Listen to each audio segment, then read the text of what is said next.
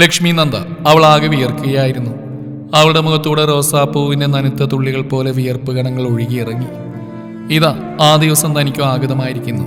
ഇന്ന് തന്നെ ആദിരാത്രിയാണ്. മനോഹരമായ നീലയും പിങ്കും കലർന്ന ബെഡ്ഷീറ്റ് വിരിച്ച ബെഡിൽ നോക്കി അവൾ വിറങ്ങലിച്ച് നിന്നു. ബെഡിൽ നിറയെ റോസാപ്പൂവിന്റെ ഇതളുകളാണ്, മുല്ലപ്പൂമാലയുടെ തോരണങ്ങൾ, റൂമിൽ മനമയക്കുന്ന ഒരു സുഗന്ധം. പക്ഷെ അതൊക്കെ ലക്ഷ്മി നന്ദയെ അലോസരപ്പെടുത്തി. അവൾ ഓരോന്ന് ചിന്തിച്ചു നിൽക്കവേ ചാരിയിട്ട റൂമിന്റെ വാതിൽക്കിൽ നിന്നും തുടരെ തുടരെ മുട്ടുകേട്ടു. അവളുടെ ഹൃദയമിടിപ്പ് ശക്തമായിക്കൊണ്ടിരുന്നു. ഉണ്ണിയേട്ടനായിരിക്കുമോ? അവൾ അല്പം ലജ്ജയോടെ വാതിലിന് നേരെ നടന്നു. നോക്കുമ്പോൾ ഉണ്ണിയേട്ടൻ്റെ അമ്മയാണ്. അവൾക്ക് വല്ലാത്ത ആശ്വാസം തോന്നി. അവൾ അമ്മയെ കണ്ടത് മുഖത്തൊരു പച്ചച്ചിരി വരുത്തി. സാവിത്രി അമ്മ വാത്സല്യം കലർന്ന പുൻസിരിയുടെ കയ്യിൽ പാൽ ഗ്ലാസുമായി നിൽക്കുകയാണ്. ഇതാ മോളെ, ഇത് മറന്നോ നീയെ? ദാ വാങ്ങ്. മോളെ ഒറ്റയ്ക്കിരുന്ന് വിഷമിച്ചോ? അവനിപ്പോൾ വരൂ കേട്ടോ. അത്രയും പറഞ്ഞ സാവിത്രി അമ്മ തിരികെ നടന്നു. അവളുടെ ഹൃദയം വീണ്ടും പെരുമ്പറവട്ടാൻ തുടങ്ങി. അദ്ദേഹം ഇപ്പോൾ വരുമത്രേ. എൻ്റെ സൃഷ്ടാവേ, ഞാൻ എന്താ ചെയ്യാ? എന്നെ കാത്തോളണേ. പാൽ ഗ്ലാസ് മേശമേൽ വെച്ചിട്ട് അവൾ ഒരു വിറയിലോടെ ബെഡിന്മേലിരുന്നു. അല്പനേരം കഴിഞ്ഞപ്പോൾ വീണ്ടും വാതിൽപ്പടിയിൽ 1-2 കൊട്ടി കേട്ടു. ഇത് അദ്ദേഹം തന്നെ. അവളൊന്ന് നടുങ്ങി. അവൾ മെല്ലെ എഴുന്നേറ്റപ്പോഴേക്ക് ഉണ്ണി വാതിൽ തുറന്ന് അകത്ത് കയറി. ലക്ഷ്മി നന്ദയും നോക്കി മനോഹരമായി മന്ദസിച്ചുകൊണ്ട് ഉണ്ണി വാതിലടച്ച് കുറ്റിയിട്ടു. തന്റെ ബലം ചോർന്നു പോകുന്ന പോലെയും തൊണ്ട വരളുന്ന പോലെ അവൾക്ക് തോന്നി. ഉണ്ണിമെല്ലാം അവിടെ അരികിലേക്ക് എത്തി. വീണ്ടും അവളുടെ മുഖത്ത് നോക്കി ആ പഴയ മന്ദഹാസം അവൻ ചുണ്ടിൽ വിരിയിച്ചു.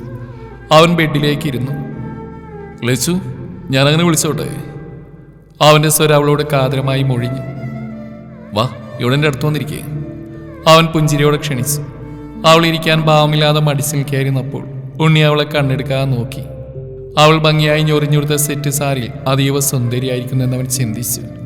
ആരെയും ആകർഷിക്കുന്ന അവളുടെ കണ്ണുകളിലേക്ക് നോക്കിയപ്പോൾ അവന് ഇമകൾ ചിമ്മാൻ കഴിഞ്ഞില്ല. എന്നാൽ അവന്റെ നോട്ടം താങ്ങാനാവാതെ അവൾ കണ്ണുകൾ നിലത്തേക്ക് ഊന്നി നിന്നു.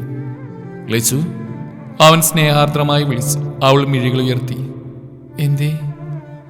എൻ്റെ അരികിൽ വരാത്തന്തേ? അവൾ മെല്ലെ വിൽക്കാൻ ആരംഭിച്ചു. ലച്ചുവിന് പേടിയാണോ? അവനൊരു കുസൃതിയോടെ അവളെ നോക്കി. ആ ചോദ്യം കേട്ട് അവളെ നടുങ്ങിയപ്പോഴേക്കും അവൻ എഴുന്നേറ്റു. അവളെ തൻ്റെ അരികിലേക്ക് പിടിച്ചിരുത്തി.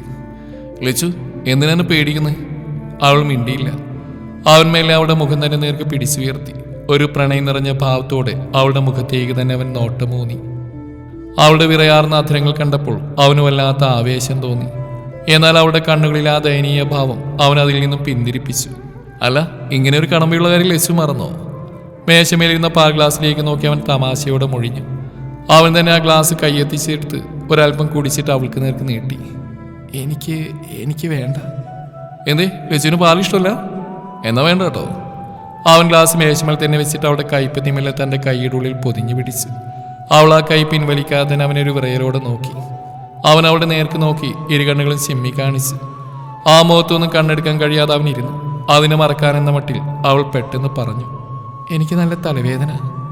അവൻ അമ്പരപ്പോടെ അവൾ നോക്കി. എന്ത് ലച്ചു, പനിക്കുന്നുണ്ടോ? അവൻ മെല്ലെ അവളുടെ നെറ്റിൽ കൈവച്ച് ചൂട് നോക്കി. ഇല്ല, തലവേദനയുള്ളൂ, ഒന്ന് കിടന്നാൽ മാറും തോന്നുന്നു. അവൾ പെട്ടെന്ന് പറഞ്ഞു നിർത്തും. ശരി, വാ കിടന്നോളൂ. അവൻ മെല്ലെ അവളെ തൻ്റെ നേർക്ക് ബെഡിൽ ചായച്ച് കിടത്തി. വാമ്പുരുട്ടണോ? അവൻ സ്നേഹത്തോടെ അവളോട് അന്വേഷിച്ചു. വേണ്ട. എന്നാൽ ലൈറ്റാണ് കേട്ടെ. അതും വേണ്ട, അവൾ ആദ്യോടെ പറഞ്ഞു. എന്നാ കിടന്നോ. അവൻ അവളുടെ നെറുകയിൽ പതിയെ തഴുകിക്കൊണ്ടിരുന്നു. അവളൊരു പ്രതികരണവുമില്ലാതെ അവനെ തന്നെ നോക്കി കിടന്നു. അപ്പോൾ എന്തോ അവളുടെ ഉള്ളിലൊരു ആത്മവിശ്വാസം. അവൻ്റെ കണ്ണുകളിൽ തന്നോടുള്ള സ്നേഹത്തിൻ്റെ അലിവിൻ്റെ ആഴം അവൾ തിരിച്ചറിഞ്ഞപ്പോഴേക്ക് അവളുടെ ഭയമെങ്ങോ മാഞ്ഞു തുടങ്ങി. ഇപ്പോൾ മനസ്സ് സമാധാനമാണ്. അവൻ്റെ കയ്യിലുള്ള ചൂട് അവൾ അറിഞ്ഞുകൊണ്ടേയിരുന്നു. മേലെ അവളുടെ കണ്ണുകൾ നിദ്രയാൽ അടഞ്ഞു വരികയായിരുന്നു. പെട്ടെന്നൊരു ഇടിയുടെയും മിന്നലിൻ്റെയും ഒച്ച കേട്ട് അവൾ നടുങ്ങി. മഴ ഇന്ന് രാവിലെ മുതലേ ചാറുന്നുണ്ടായിരുന്നു. ഇന്ന് അവളുടെ കല്യാണത്തിന് ചാറുന്ന മഴ അവളുടെ ഭാഗ്യമാണെന്ന് അവളുടെ മുത്തശ്ശി അവളോട് പറഞ്ഞിരുന്നു. ഇപ്പോൾ ദേ മഴ ശക്തമാവുന്നു. രൂക്ഷമായ ഇടിയും മിന്നലും മഴയും. അവൾ പേടിയോടെ അവനെ നെഞ്ചിൽ മുഖമൊളിപ്പിച്ചുകൊണ്ട് അവൻ്റെ ശരീരത്തിലേക്ക് പറ്റിച്ചേർന്ന് കിടന്നു. അവളെ ആശ്വസിപ്പിക്കുന്ന പോൽ അവൻ അവളുടെ ചുമലിൽ മെല്ലെ തട്ടിക്കൊണ്ടിരുന്നു. അവൻ്റെ സ്നേഹം, സംരക്ഷണം എല്ലാം അവൾ മനസ്സിലാക്കുകയായിരുന്നു. അവൾക്ക് അവനോട് ഒരുപാട് ഇഷ്ടം തോന്നി.